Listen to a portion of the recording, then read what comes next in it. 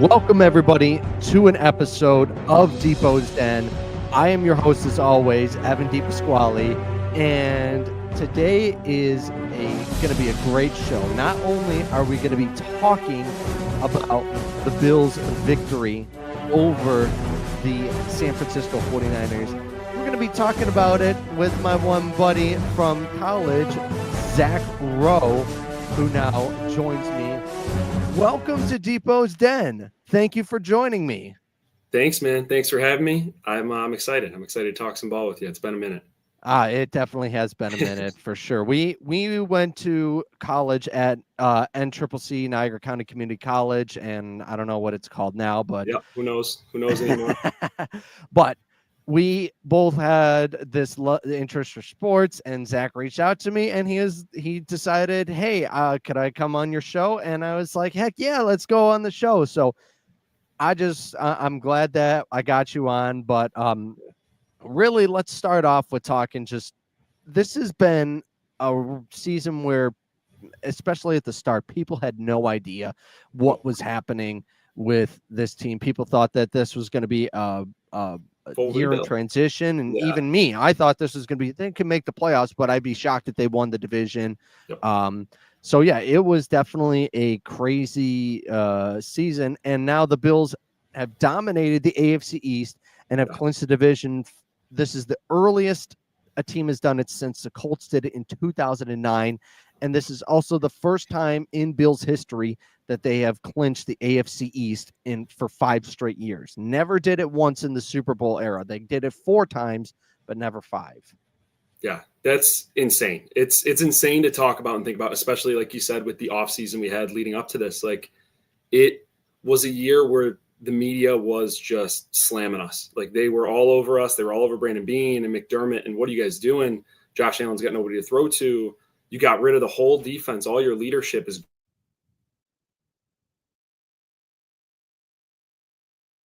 I think we've been having some technical issues with Zach. Oh, there. Are we back? We're good? Yeah, we're back. Go ahead. I was always a little bit higher on them this offseason than I thought a lot of the media and people were. It still did feel like we were settling with taking a step back.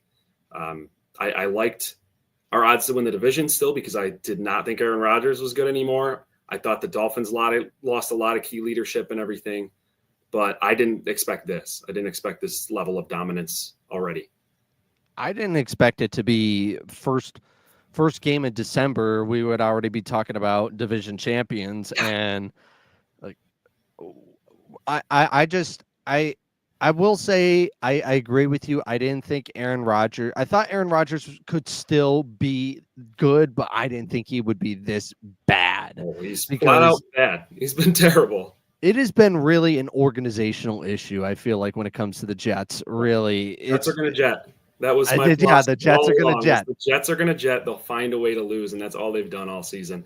And the Bills have done the exact opposite. Just find ways to win, and not only that, but like find ways to win with the pieces that we have, or without the pieces that we're missing. You know, like we said, like they got rid of so many people during the offseason. We've dealt with a lot of injuries early on in this season. Finally, kind of starting to get healthy. And we're still without Coleman or Kincaid getting it done. Mm-hmm. Just finding ways. This is the 6th straight game that the Bills have at least put up 30 points. That is going back to their win over the Tennessee Titans when they won 34-10. Yeah. I mean, really, like when we talk about it was supposed to be a step back year, and this offense is really now. I will say Amari Cooper has been really the big reason why I feel like that this team has really started to show what it can do. I'll tell you, they have not lost a step. Yes, the loss of Matt Milano, and now he's back, definitely hurt. But I think that really this defense, I mean, Sean McDermott has not had a bad defense. And I don't think in his time with the Bills, however long it may be, he will not have a bad defense, and he has the ability to plug in players and be able, and I feel like people can be their best of self when they're on Sean McDermott's defense. You see that with, who would have thought that we would have thought Terrell Bernard would have been better than Tremaine Edmonds, and he has been Unreal. just as good, if not better, in his time with Buffalo than Tremaine Edmonds was. Yep. And that's not trying to take a shot at Edmonds. He's a great player, he's but a good linebacker. He was a solid player. Right, but we're much starting to see an All-Pro in Terrell Bernard, really. Him and Benford, Christian Benford. Oh my God, that guy has taken a leap I could never ever have anticipated. Like, I thought he was better than his draft capital for sure early on, but you're like, oh, this is another Dane Jackson, like a guy who's just kind of overperforming. Like, he's a solid player, and this year, dude, he has elevated to a different level. Like, he looks like a top 5 corner in the league. I mean, I will say I feel like he should be a top 5 corner. I'm just concerned that with NFL voters, they're going to look at it as who has the most interceptions. And Benford, I don't know, he has a couple, but that's really like, and you either got to have the big stats or you got to have the big name like Sauce Gardner, who I've always thought is super overhyped and like a mediocre corner. And you see this year, he's kind of overhyped, exposed. Finally getting exposed for what being an average corner. And I know. And I'm not going to say he's an average. I think he's good, but I will say that if someone says that he's the best in the league, he's just not. No. He really isn't. I think that you look at it from a standpoint of just, man, this team has really been able to find ways they lost. I will say, like, when we look at their safety unit and people are like, well, we're not seeing like the interception numbers that Hyde and Poyer put up. Well, the difference between Micah Hyde and Jordan Poyer, between Taylor Rapp and DeMar Hamlin, is that they're not ball hawks like Hyde and Poyer were.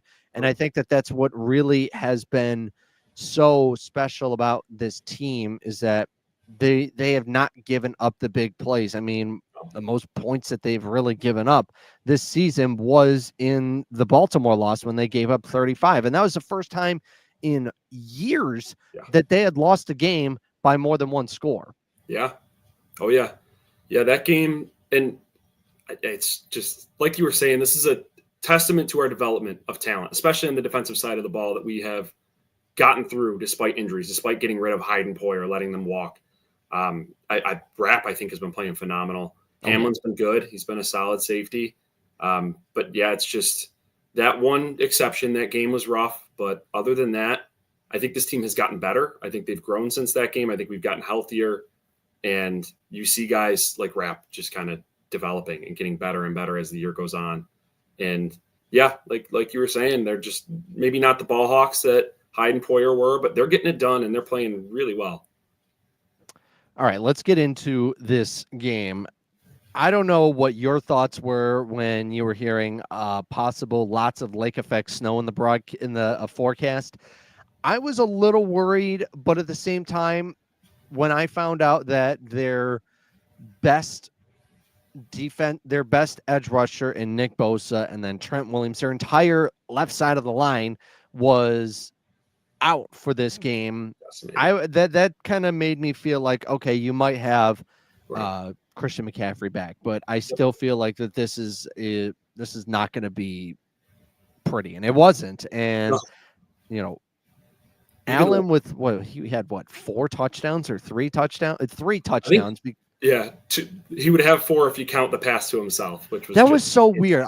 What were your thoughts when you're seeing that play? Just wow, just insane. Like, you couldn't help but laugh. I was watching the play. I'm just like, Josh Allen, man. Allen.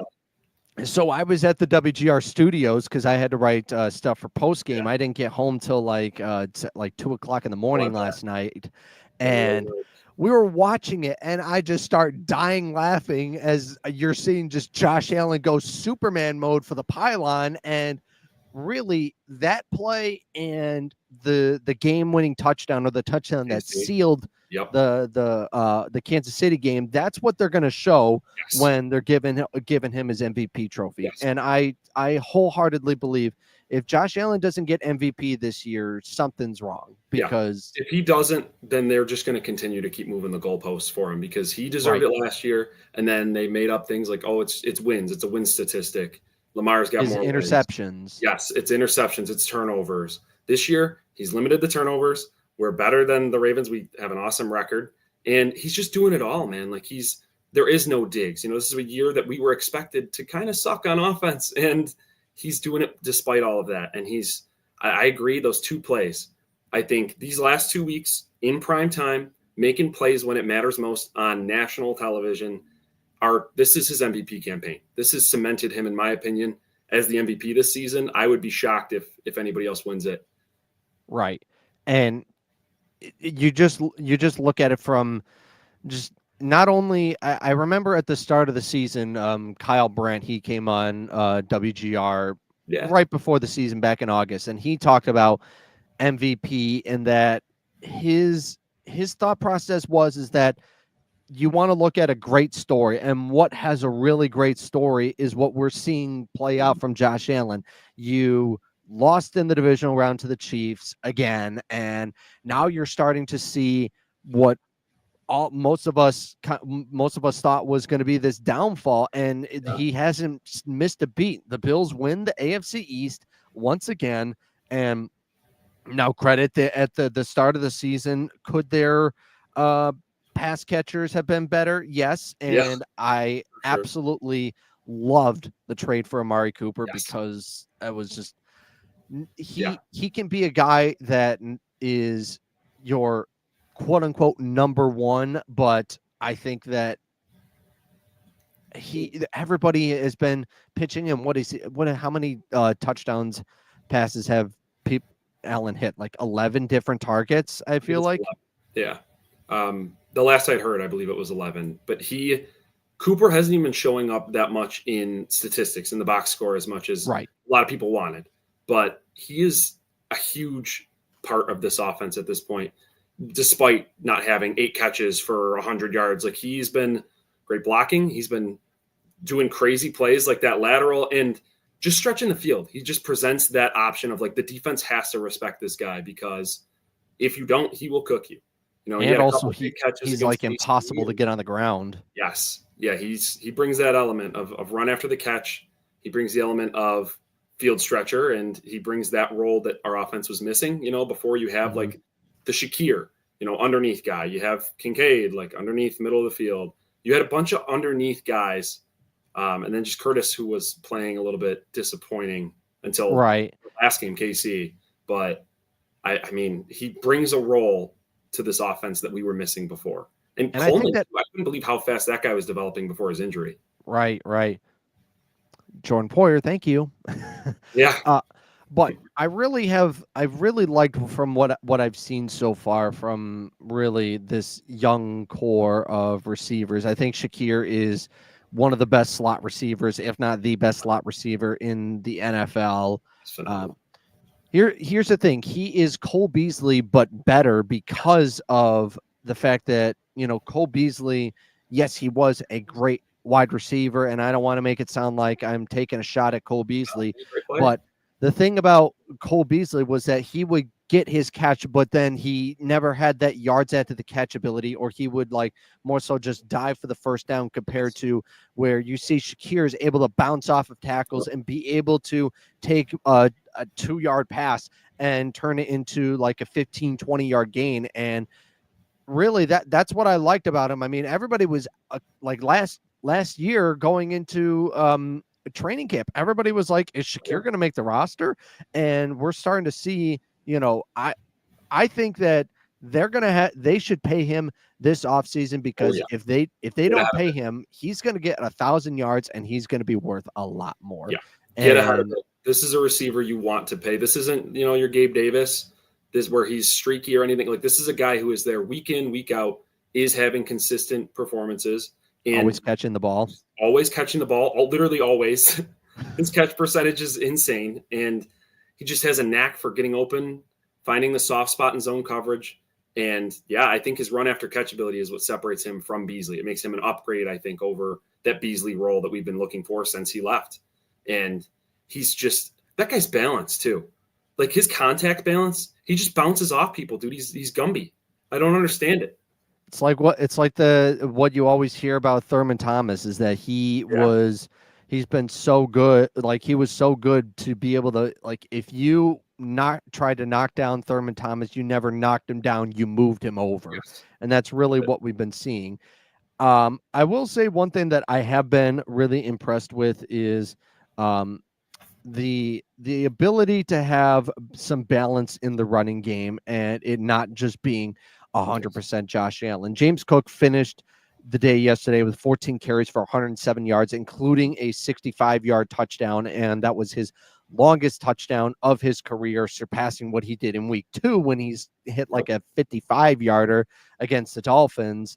I mean, it's just like to be able to they clocked him in. I think I saw ESPN Next Gen Stats clocked him in at like 22 miles per hour on the run, and to be able In to the just snow. do that in the snow is Yeah. just it's so impressive. Just what he has been able to do on the field, and I get back to I'm just like looking at my Twitter and just like people just taking like people like have receipts Yep. from what they had early in the season. I'm just looking at, Old Takes Exposed had the A on not ESPN, on NFL Network, the 4 guys on the panel had their AFC East prediction. 2 picked the Dolphins to win the division and 2 picked the Jets to win the division, and Exactly. clearly they have now here's the thing. I think the Dolphins are still a dangerous team, but I mean, They have a the talented Jets, roster, man, but yeah, they no, they do, they and they have speed. And can it translate to a can it translate into February and January? Because the Dolphins have not won a game where the temperature has been below 40 degrees. nope. And that's an issue, especially if you're a team that is trying to compete for the division and you keep getting knocked down by the team that has been better than you. I mean, look It's at it. yeah, it's got to be They they discouraging to see they us. just look Hmm. soft. I mean, even one of their players said we were soft on the field, like after the loss in Green Bay. Yep. And if They are a team where I think the problem with them is that they dug themselves a hole early with the Tua injury. right, and And that's not really their fault. no, no, definitely not. I do think they let some key players go in the offseason on defense, especially some big time players. But I also think that they fell into a hole. And the problem is they are a September and October team. Yeah, And you see, yep, once they get to winter, they get to November, December, January, that weather starts to hit them a little bit different. They're not built for it. And I can't see them this time of year climbing out of that hole that they've built for themselves. I don't think McDaniels is going to get fired or anything. I don't think I he would be should. shocked if he did. I'd be kind of Honestly. stunned if he did, but it is another season where they're looking up at the Bills, and no matter how you chalk it up, they're looking up at us, and they're probably going to miss the playoffs this year. Yeah, I would expect them to possibly miss the playoffs. They're at 5-7, and really, if I'm just pulling up the standings right here. Obviously, the Bills have already clinched the division. They're the 2 seed, and we'll get into the 1 seed talk in just a little bit because Yeah. let me tell you that the Kansas City Chiefs. Oh, but they're the teams that are ahead of them. The Broncos currently hold the 7th seed in the AFC. So if the playoffs were to start today, the Bills would be facing the Denver Broncos. And now I am getting a bit concerned because I'm looking at this, and right now at the 6th seed is the Baltimore Ravens. And I don't know if I like that's why I feel like the 1 seed is so important. And you know, if you can get that first round bye, I mean, like you think about it, just like 2 wins, you're in the Super Bowl. That's it. And That's it, man. it. And I Go think ahead. this is the year to do it. And I think we have a legitimate chance. I would say at this point, in my mind at least, I think we have a better shot at getting the 1 seed than we would end up at the 3. I think Right. we're almost in a lock for the 2 seed now at this point. After another Ravens loss, I think it's looking really good. Pittsburgh, like they're a good team. I think they got a shot to beat KC, but I think we have a real shot at the 1 seed, especially because KC has just been pulling wins out of nowhere. The flukiest wins, they still play the Steelers, who can beat them. They still play the Chargers, who I think will beat them. I think they'll split. And I mean, we got the Lions, but I think we still have a really good shot at the 1 seed. And to be honest, I feel like the Lions have, especially that second half during the game against Chicago. Yep. I don't want to say they didn't look impressive, but they did not really show me anything that tells me that. I mean, I think they're still really they're a great team, but I think that they look more beatable. And the thing that's going to be nice for the Bills is that their next couple games, they're going to be in a dome against the Rams, and then they're going to be in a dome against the Lions. Yeah, no snow games. Perfect conditions. Now, okay, so I'm just looking. This is going to be a Fox game, 425. I'm expecting this to be probably a Brady broadcast, which I just don't think that Brady has really wowed me like maybe people were expecting. I think he's good. Vanilla. Like he's a very vanilla, boring commentator. Right. And I want him to be more expressive, fun Brady, like you kind of saw with Tampa, and it feels more a little bit like New England Brady, where like he's very plain. Doesn't really add too much to the broadcast, I feel like. Right. And then obviously the Lions game is going to be a Nance Romo game. I mean, CBS even already announced they're bringing, like they did in the Kansas City game, they're bringing their pregame crew down to or up to Detroit for this game. And I think it's I think it's smart that what they're doing, because that's what has been getting the most eyes, and that's what got the Bills-Chiefs game to get 32 million viewers, which was the most a regular season game that wasn't a holiday in like years. And then I will never take the division games lightly, especially when you have this tight-knit battle with the Chiefs for the 1 seed. I would expect that possibly by the Patriots game, they could either be sitting their starters for the whole game, or they might like try to get them out of there quickly and do with them as quickly as you can, I guess. And really what I feel like I've noticed from this team is that they've really been a second half team.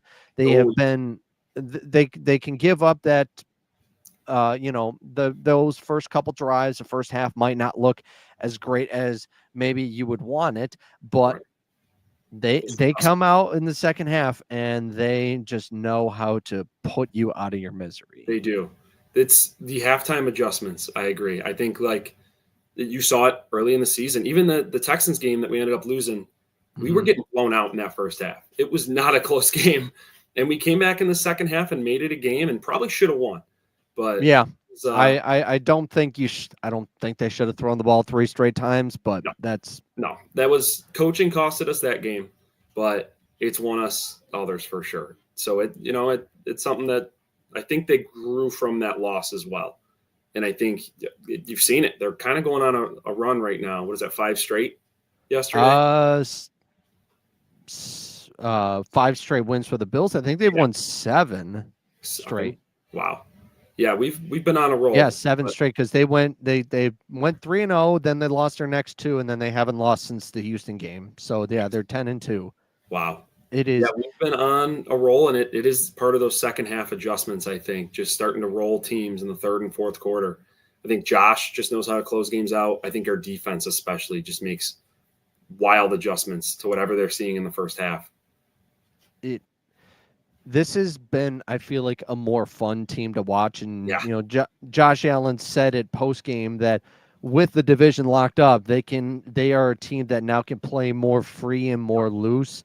And I totally agree with that, because they were playing literally till the very last second of the game, trying to clinch the AFC East, and they ended up losing players in the playoffs and even in that Miami game. When now that you've got the division locked up, I mean, the job's not done yet, but but you're not having to fight for your playoff lives like you were heading down the stretch and you were 6-6 Yep. and people were thinking you're probably not going to win the division. Right. You don't have the same stress level that you did last year. Last year, it felt like every game was a heart attack. I mean, you're playing the Giants in close games. Like Right. they could lose this game. They could lose Yeah. this game. This year, we haven't had that. We have not had that stretch. We've seemed like we've learned a lot from last year, and like we are closer as a unit than last year. And we're able to beat you in a multitude of ways. Unlike last year, it was one player. You know, we were kind of centric on Allen to Diggs, and we were very banged up on defense. But this year, it's we can beat you however you want to play ball, however you want to get beat is how we can win a game. Whether it's James Cook and Ray Davis being an awesome 1-2 punch, or Allen beating you with his arms or his legs. And I think you see it. You see the difference between last year's team and this year's team. It feels different. Totally agree with that. Totally agree. I'm gonna finish up with just some stuff. I'll say that the person that I felt like this player that I felt like has really been just so I at probably at the start of the season I was yelling for this guy to get off the field, and I'm not gonna say, and you probably might know who I'm already talking about. I got a guess or two. But I was just so sick and tired, and I felt like that they misused this guy in, and now I'm starting to see like this is what he should be used for. Mac Hollins. I was not happy that he was getting situations where he was getting deep passes, even that like crazy trick play against Baltimore. I was not like, why are you throwing the ball down the field to Mac Hollins? And now you're starting to see him like in what he's supposed to do, which is basically being a run blocker and being great in the red zone. And that's what he's meant to do, is to be that guy that's going to help you in those little ways. And, you know, also be a freaking lunatic and be walking into the stadium barefoot. Completely barefoot. In snow and ice. Doesn't matter. I saw it. I was like, so when I saw the video, I was like, oh, that's a really interesting outfit that he's wearing. And then I'm like, wait a minute, shoes. He's not wearing shoes. Yeah. I mean, I know that's totally his thing. Like, right. He's even said he'll like if he's in like even like in like the subway, like the train subway, he will literally walk around barefoot, and I'm just like, he's got to have like some fungus or something going on. There's no way. Like he's just walking around barefoot, and I'm sure his feet are so calloused. But like, you can't tell me you're not feeling that. The ice and the snow and that's freezing. I mean, like he even said on the podcast on like certain situations where he's like, "Oh, I would go 10 toes down," or or like on situations like airports, he has to wear shoes, or if he's at a hospital, he'll wear shoes or whatever. But he's a weird human being. Let's just put it that way. But he has been a very interesting player, and I think that you're starting to see more his role kind of come out. And you know, I think that one thing I'm a little concerned about going into next year is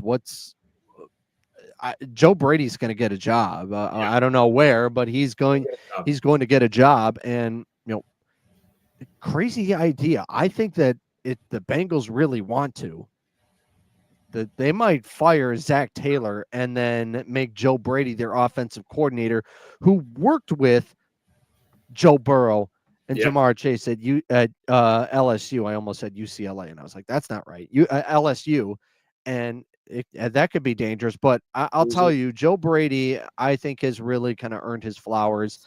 I think they could easily fire Zach Taylor after this season. This is their chance to do it. You know, if you don't think he's the guy, this is your chance, because you probably won't be this bad again with Joe Burrow and Jamar Chase. I do think Joe Brady could go there and he could cook.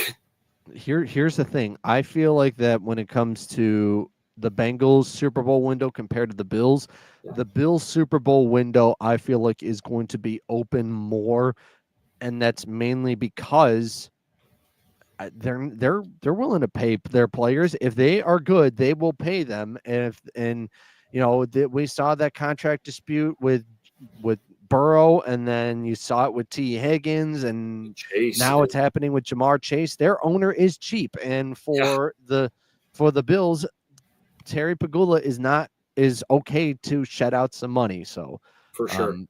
And I think the biggest difference for sure is financials. I think that they are kind of like Dallas, where they just don't like to pay players, and when they do, they wait and wait and wait, and then you're overpaying. And Right. I think that they put off a lot of contracts. I think they let a lot of guys go that they should not. And I think development of talent is a huge difference. I think especially on defensive side of the ball, I think we just develop guys. We take late round picks who, look like they maybe could be an average player, and they just develop 2-3 years down the line are good, damn good.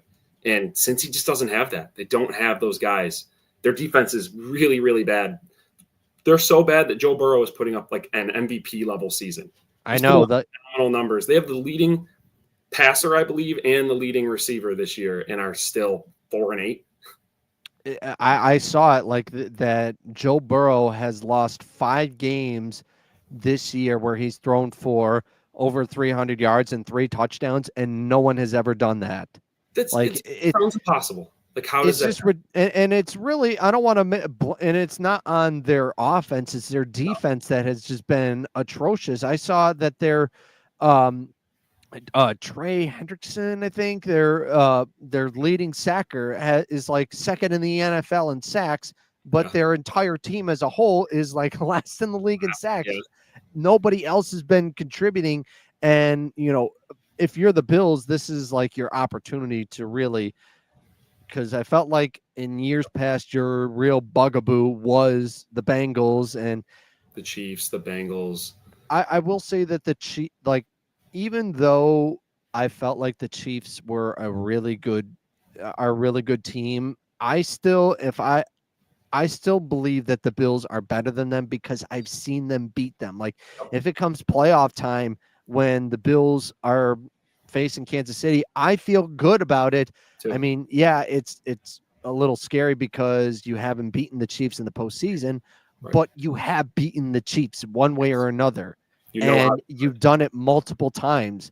Josh Allen is 4-1 in the regular season. Now he hasn't beaten Mahomes in the postseason. I would not be surprised if the Chiefs, if they somehow get the 1 seed, if they lose in their first game. I would not be shocked at that. Me neither, man. I think they are. You got to give them the benefit of the doubt because they are the Chiefs in their history. Right. Last year, everybody thought they were beatable, and seemed like a down year for them, a reset, and they still won the championship. So got to give them the benefit of the doubt, but they look fraudulent. They look like a very, very beatable team that does not belong here, does not belong in the 1 seed. And they're playing close games with the Panthers, with the Raiders, and coming out in fluky, lucky wins. And I do think most of the AFC teams that are going to make the playoffs, seems like the race is settled, can beat Kansas City. I really do.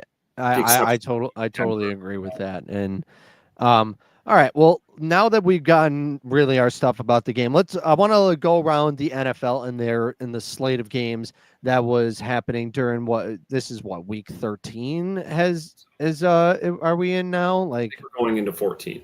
Yeah, we'll look at the week 13 slate of games. I want to start off with the Thanksgiving Day games. The Bears almost upset the Lions on Thanksgiving, and the Bears, in total Bear fashion, blow it in the final seconds, and it cost Matt Eberflus his job. Yeah, and rightfully so. I mean, I think coaching has been what has held them back this year.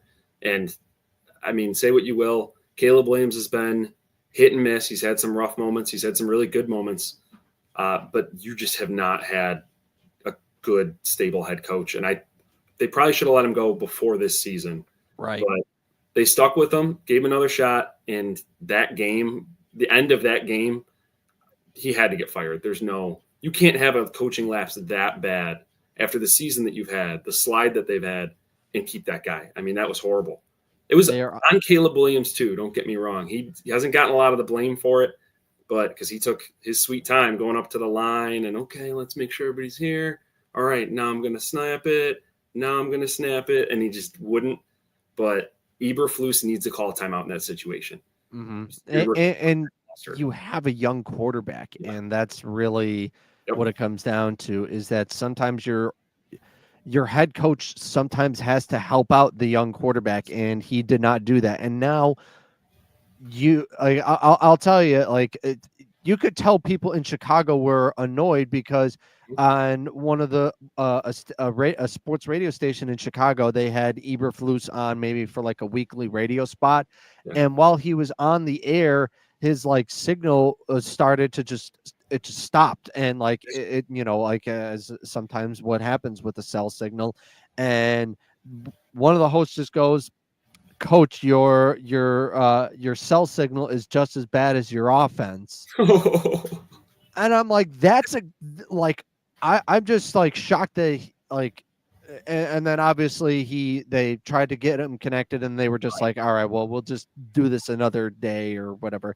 And it has been a bad year for the Chicago Bears. It looked promising, and then now after that crazy Hail Mary that they gave up, they have not won a game since. And they need, now I don't know who's going to be their next head coach. It better be someone that can help out your young quarterback, because if you Bears get someone, that could be Ben Johnson. That could be Ben Johnson's job. Here's the thing. I don't know if Ben Johnson will take the job, because Ben Johnson has he was in line for the Commander's job and decided, I don't want it. Nope. And I feel like the Bears organization is just as bad as Washington, and he'll try to go somewhere where there's a better stability in the organization. All right. Yeah, that is true. Yeah. Now on to the game that was literally the most boring game I've ever watched in my entire life. The Giants and the Cowboys. The Giants, great game. I don't know what to think of New York. I mean, this is probably the worst season in the history of New York / New Jersey football. Especially the Jets and the Giants are both terrible, and the Giants have not won a game at home. And I don't want to make it, I love Brian Daboll, but I think that it might be his time to go. Unfortunately, I think that their ownership, the whole Daniel Jones experiment, and now you're seeing Saquon Barkley put up these incredible numbers, and possibly could break the NFL rushing record. Not look good for your organization. Not to let that guy go. Mm-hmm. No, what really is the anchor to their regime is linking themselves to Daniel Jones. It's paying Daniel Jones, giving him that money, and then letting Saquon go, because you're low on money. You have so many other holes now on your team because you paid this mediocre quarterback to be your guy, when you should have just probably moved on. Maybe sucked for a year, have a top 5 pick, and stick with Barkley, pay that guy whatever he wants because he was your best player. And right. The running back position has been devalued the last couple of years.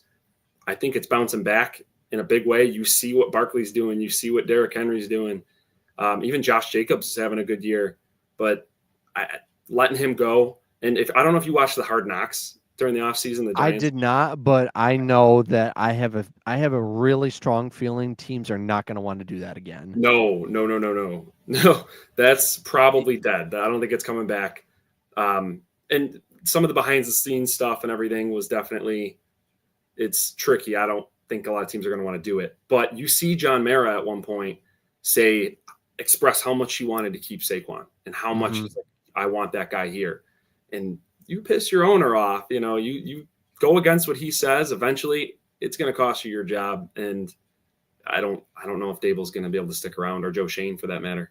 Right, and I think that both of them can. I don't know about Joe Shane, but I think that Daboll, wherever he goes, I think he'll find a job somewhere. If that's an offensive coordinator, just to kind of get back up on his feet. Or if people will think he might go back to the Bills. I don't think he will, because I don't know I don't know I what don't the know relationship how can. the relationship Yeah, between Dable and McDermott might not be the best, and they might not do that. Um, I think that Brian Dable will be a head coach wherever if he ends up getting fired. yeah, he Um, should. I think he's gotten kind of a bad deal. I think you saw the success year one under right. Dave. And it was a pretty bad roster, and they still found a way to get to the playoffs and win a game. I think they won a Yeah, playoff. they won a game. Yeah. So you've seen it. He's a good coach, but it just, I mean, they've made some mistakes here, and I think the big one, Daniel Jones, is probably going to end up costing him his job. But maybe he'll find a good opportunity elsewhere. Maybe he's a Bengals coach. Who knows? That could be a good one. I think so. Uh, really, now at the late game, I didn't really stay up too late to watch it because I had work at 5:30 in the morning on Friday, so I wanted to get to bed. But I did watch most of this game, and you know, Tua has been a really good. I feel like that Tua has been really good, and I think this might be the last year Tyreek Hill is with the Dolphins, and they might have to do somewhat of a reset, and they might have to reset that whole defense because it's so old, and especially the secondary, and they might have to get rid of or trade Tyreek Hill because Yeah, I think that they they're might need to kind do of. a reset. I think you're right. I think they're kind of trending in like a soft reset, especially with, and it's tough because you can't. I mean, they just paid Tua, and Hmm. you're kind of stuck with him whether his concussions continue to add up or he can stay healthy. You're kind of anchored there, and Tyreek is kind of now in an awkward spot where the team's not really contending anymore. You have so many other holes now on defense on the O line. You just kind of you may have to move on there. You may have to try to get what you can from Tyreek uh, and give up that last season or two of his career and Hmm. just try to get better elsewhere because you have good pieces. They still have A-Chain, who's an awesome running back. They have Waddle, Oh who yeah. was a good receiver. I don't know. He hasn't done much this year, but he's been good. And there's pieces there. It's just the whole puzzle. You're probably going to have to make some sacrifices to build elsewhere. I mean, you've look at Brock Bauer. Excuse me, I'm looking at a different game. Uh, um, Brock Bowers he's yes, elite. that's. I was gonna get. I jumped too far ahead. I was trying to go to the Kansas City game, but I was just looking. But um, I mean, Jonnu Smith, he's been looking pretty solid. I mean, he has really. I Yeah. think he's been the Dolphins' leading. Uh, he's been their leading receiver now. Gross Um, to say that out loud, but yeah. I know. It's like you paid so many receivers you paid, Tyreek Hill, you paid Jalen Waddle, and this tight end happens to be your best receiving option so far. I mean, it's not a good look No. if you're the Dolphins, but now Mhm. I want to get into um what the game on Friday. The Kansas City Chiefs are the luckiest football team in the history of anything. They just They played. were about to lose to at the time 2-9 Las Vegas Raiders with Aiden O'Connell as their quarterback, and by the act of God, somehow O'Connell was not ready for the snap. The officials come out, they're ruling a false Signaling false start. start. They were blowing the whistle, They signaling blew the false whistle start. dead. The play should not have Unbelievable. counted, and then they called it an illegal shift. Like, what the hell? Come on. This is like I've never I, been like, oh, the NFL is rigged guy, but that game made me question it. That game right. made me really second guess it, man. I know. It was terrible. And It's awful. Mahomes gets away with another crazy victory, and we look at it you know, like how Chiefs fans were making fun of like the Bills fans, like, oh, you guys won you won this game, even like you're celebrating like you won the Super Bowl. Talk to After me in Super Bowl, January. And I'm right? just like, didn't you guys do this literally just a week ago where Oh, they you blocked were, that kick. yeah, when they blocked the kick? I remember Mahomes was running on the field, and like they were all. Kelsey was celebrating, and then we beat them, and by 2 scores. We beat them by 9 points, I think, and Yeah. they were freaking out and acting like we were chumps. Like we were, okay, congrats guys, you won your Super Bowl. And they're just getting so lucky. They should not have beaten the Raiders. They should not have beaten the Broncos. They were dead to rights in both those games. And still, you can say it's coaching. You can say it's just they find a will to win. But a lot of it is luck. And we've seen a team like this almost every year, maybe every other.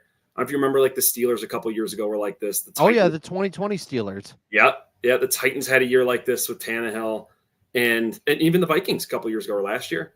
It was a couple of years ago. Yeah. That was the year that the Giants upset them in the playoffs. Yep. They're winning these close games, but then once they face a really good team, I think that it's gonna catch up to them, and that's what I think is gonna happen. Yeah, I think they're that team this year that's just kind of getting lucky over and over, but eventually that luck runs out, man. Playoffs, talent shines through. Right, and now I'm just looking at the slate of the games. For the Falcons, I think they made a mistake paying Kirk Cousins this much money. In like the last 2 games, he's thrown 7 interceptions. Yeah. 4 of them yesterday. It has just been bad. They have no identity as an offense. Is Bijan supposed to be your top guy? I mean, you have all these weapons and you're not using them. Yeah, and Bijan, that guy's phenomenal. He's having a great year. Right. Drake London has looked really good. He's taken a step for sure, but they're still just not doing it. It's the turnovers. It's the lack of identity. And you just see Kirk Cousins maybe hitting a wall, maybe hitting that.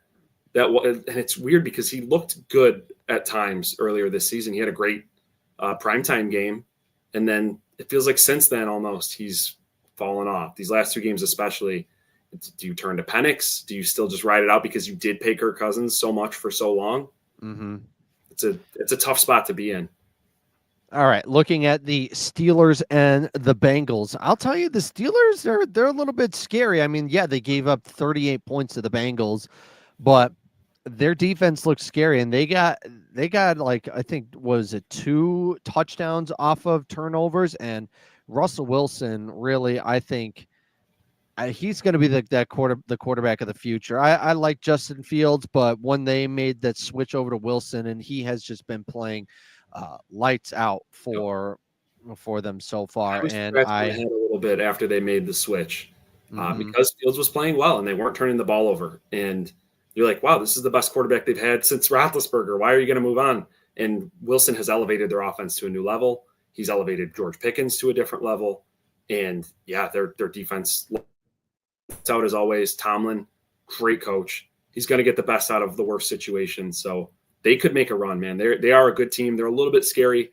I think we should still be the better team come playoffs, but they're sneaky good. Another year where the Steelers are going to be going into the season that won't have a record that's below 500. Yeah. The Cardinals and the Vikings.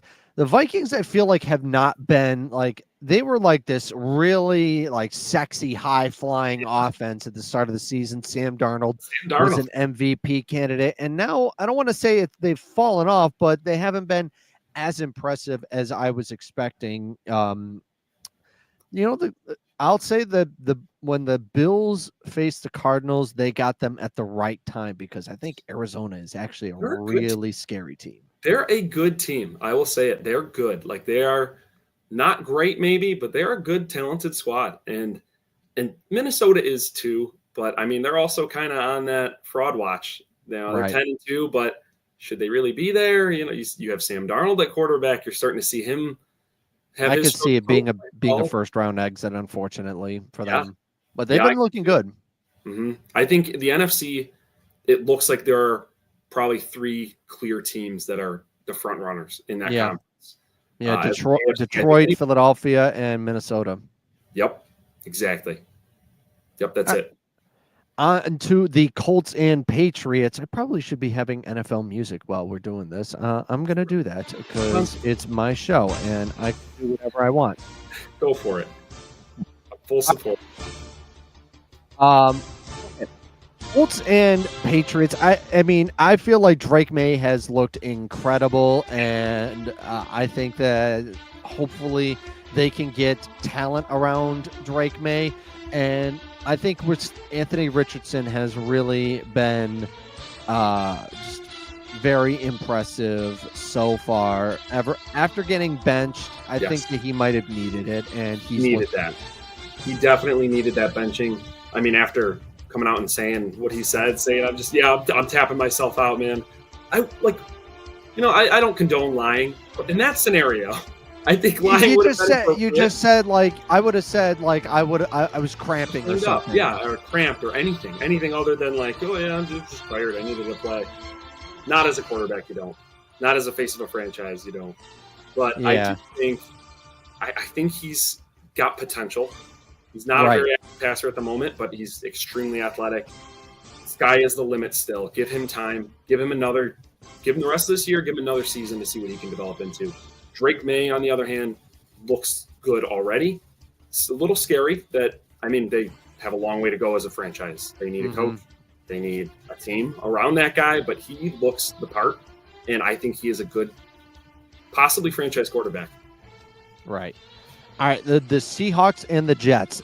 Seeing an interception return for a touchdown by Leonard Williams, it was a 92-yard pick six. Nothing made me happier than to see that happen. And there's only one person that I won't ever make fun of because they're a Jets fan, and that's my godfather. But man, the Jets are just so bad.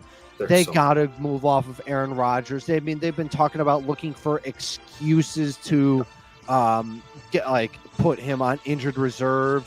They tried to get all of this. They went out and got Devontae Adams, and it just has. They have not won a game. Everything that he's asked for, he's come in there and he's ruined their team. Seriously, they had a good squad, looked like they could be a playoff team, contender. People were talking about, and they gave him everything he wanted. No excuses, and it's just crumbled in their face. And I think I don't even know where Rodgers goes after this. They were talking about he wants to keep playing, but not for the Jets. And where's he going? What team's going to take on that baggage? Because you also, if you're taking on Rodgers, you're taking on Randall Cobb, you're taking on Devontae Adams, you're taking on all their salary caps, and you're taking Nathaniel Hackett probably as your OC. So I don't know where he goes. And, you could say Carolina maybe is a team that's like, hey, we're desperate. I would not. But now Bryce Young looks good. So that's kind of out. Cleveland, they've done it before with Watson. They paid him to save us. Please save us. And it blew up in their face already. And would Rodgers swallow his pride to go to either of those organizations? I don't think so. So I think it's time to just call it quits and just start his own podcast, talk about ayahuasca, and move on. And darkness permanent darkness retreat.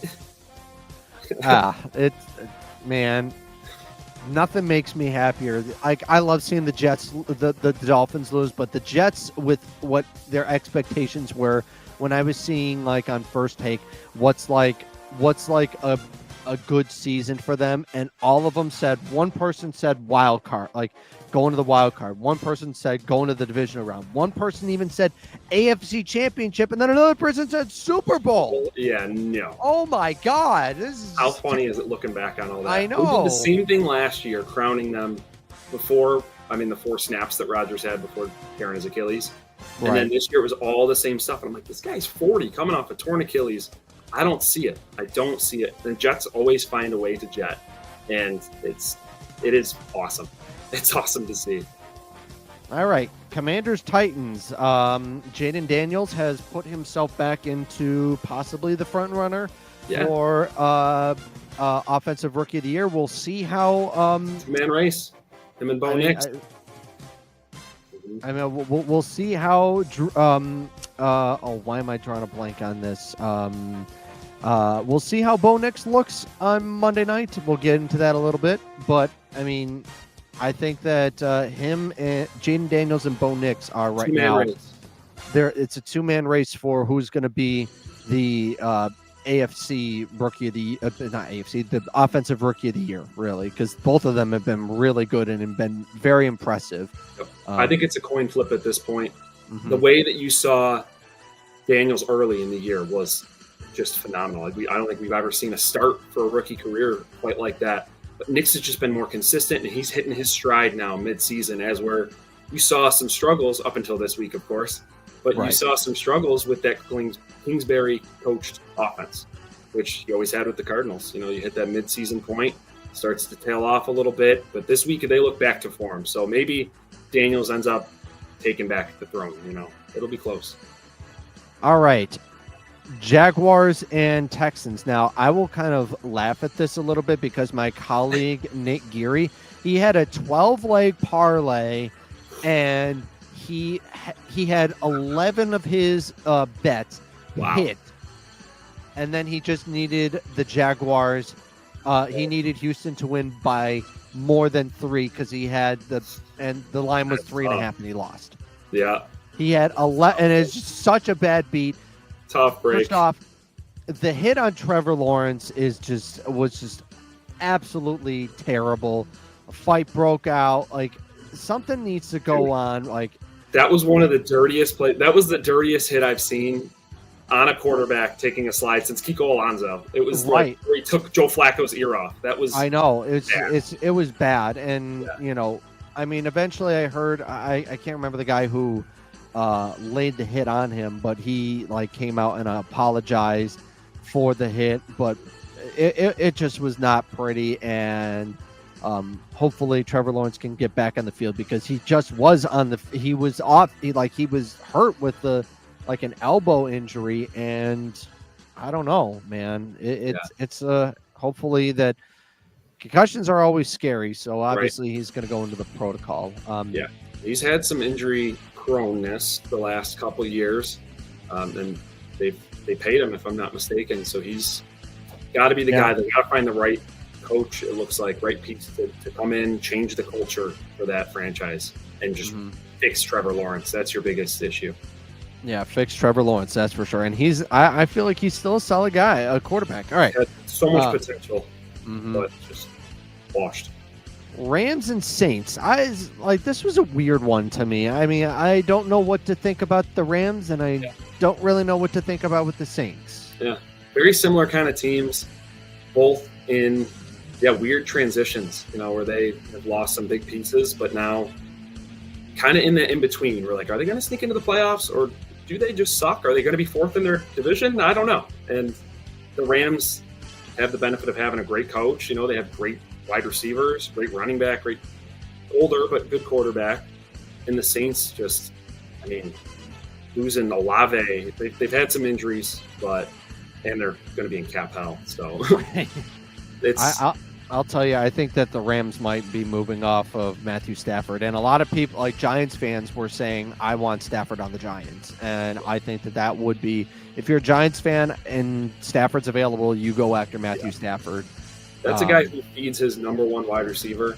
If he goes to the Giants, I'm taking Malik Neighbors, maybe first overall in fantasy next year. That guy's going to Neighbors has looked great so far. I mean, he's had a little bit of a rough stretch so far, but he probably would be, I would say, third in offensive rookie of the year voting because I think he's great.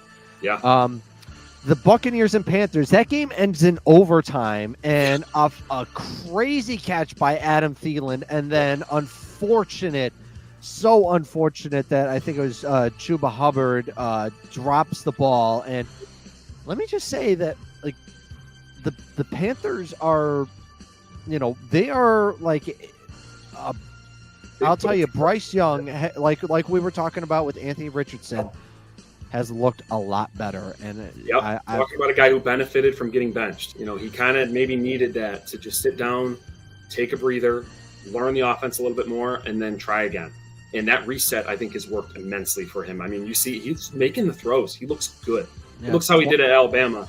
So get that guy the right pieces. Get him some more talent on offense. Build a defense, too, for God's sake. Yeah, and build an offensive line. 26 of 46 for 298 and a touchdown from Bryce Young. Now, this was considered really probably the game of the week. The Eagles and the Ravens, Saquon and Lamar both, fighting for position in the for the MVP discussion. I think Saquon can make a case for MVP, but I think he has a better case of winning Offensive Player of the Year because it just has become such a quarterback award that Saquon would probably have to break the rushing record in in their 16th game, because I feel like some people might look at it now that there's 17 games and he breaks the rushing record. They're going to be like, okay, you did it, but you also had one more game. Yep. That's why I think OJ Simpson's 2,000-yard season is the best one ever, because he did it in a 14-game season. Yep, 14 games. That's it. Yeah, it's tricky with running backs. It's not a running back award. It's become a quarterback award, and he is having a phenomenal season. He's having, probably on pace for 2,000 yards, and I still don't know if it'll matter. I mean, we've watched Christian McCaffrey have phenomenal seasons. We watched him have 1,000 yards rushing and receiving in the same year and still not get that award. I don't see it. Maybe if he gets over 2,000, maybe knock on wood, that maybe Josh and the Bills slipped a little bit. I don't see it happening. I think Josh is the front runner for MVP right now. Justin Tucker, is he shot? What has happened with him? What do they have to cut that guy? No, I don't think they're going to cut him. He has been so good in just the one down year. I would be shocked if they cut him. But he went 2 for 4 on field goals and 1 for 2 on extra points, including one that just doinked off the upright. Yeah.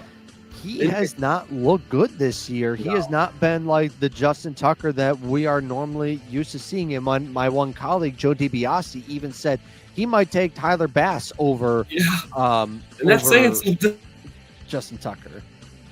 And it has not looked good so far, really. I mean, you look at it now. Okay. We're talking about give him the benefit of the doubt because he is Tucker, but at the same time, man, he's missing some big kicks and he's missing a lot of kicks, and it's a shaky situation for sure, especially going into the playoffs.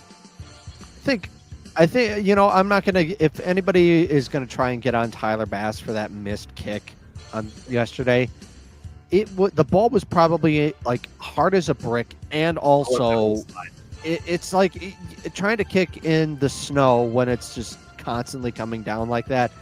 It's just hard. I can't get on Tyler Bass. He has had a down year, but I think that he is so far. I think he's been pretty good.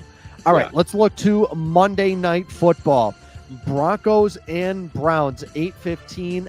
You know what? I have really enjoyed seeing Jameis Winston play, and especially just see like when I don't know who it was for Amazon telling him like, hey, there's going to be snow in the forecast, and you just see this big smile on his face. I'm just like, that dude is ready to just go out there and just throw snowballs. And say what you will about that guy and as a quarterback or as a person, but he is good for the game of football. He's a lot of fun. His unpredictable nature in interviews, his unpredictable nature on the field just makes for a lot of fun. All right, before we wrap up, let's get into this matchup with the LA Rams. It is a 4:25 kickoff at SoFi.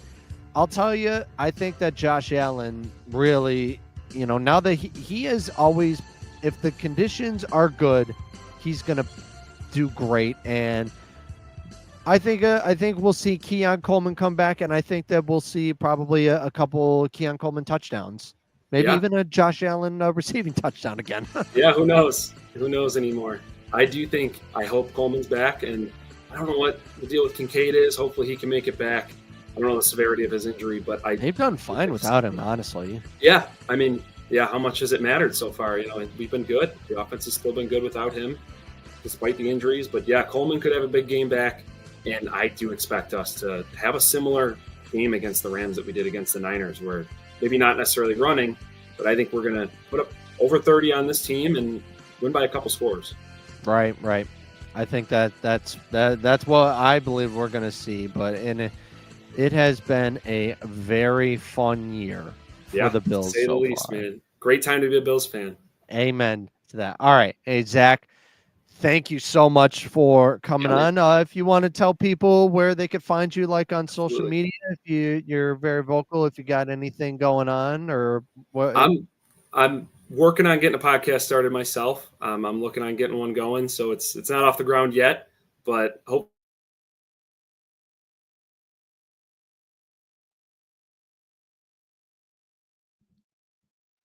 Uh-oh. Did you lose me? Okay, I'm back. There we go. Yeah, you But were just like saying, hopefully, yeah. You know what? Podcasts are, they can be a lot of fun. I think really what it comes down to for me is I always have to like, I have like just pages upon pages of just writing just snippets of what I want to talk about for each, each segment, and if you want to talk Bills, Sabres, whatever it is, really that's what it comes down to. And just be passionate about what you do, and bring guests on your show. And I think that's gonna really what's gonna be helping you out, because I've even reached, I mean, I've used my job kind of with this podcast. right, I've brought on Del Reed, kind of the founder of Bills Mafia. oh yeah, I've brought on Chris Brown. I've brought on voice of the Bills, Chris Brown, not the rapper Chris Brown. And then I brought on Dan Dunleavy. It's a lot of fun. So I mean, that is cool, man. I really hope you start your podcast. Really? And if I appreciate it, and I anybody, appreciate the advice. of course, yeah. And anybody who ever has questions for me, you can always tweet at me at Evan Depot 2 on Twitter or X. I will never call it X. If you call it X, that's fine. I won't. I refuse. And it has been a pleasure, man. It has been a very long time. Thank you for reaching out. Let's do it again sometime, man. Thanks for having me on. Let's do it again sometime. All right. That's Big going to do it. Big dubs. Big Conquered dubs, the baby. East. We conquered the East. The Bills, AFC East champions. That's going to do it for this episode of Depot's Den. Thank you for everybody who watched and will be listening. I'll make sure to get this podcast up. And Zach, I will send this to you so you can check it out. And thank you all for listening and watching. I have been Evan DePasquale. That is my buddy Zach Rowe. We will see you next time on Depot's Den. Thanks, Evan.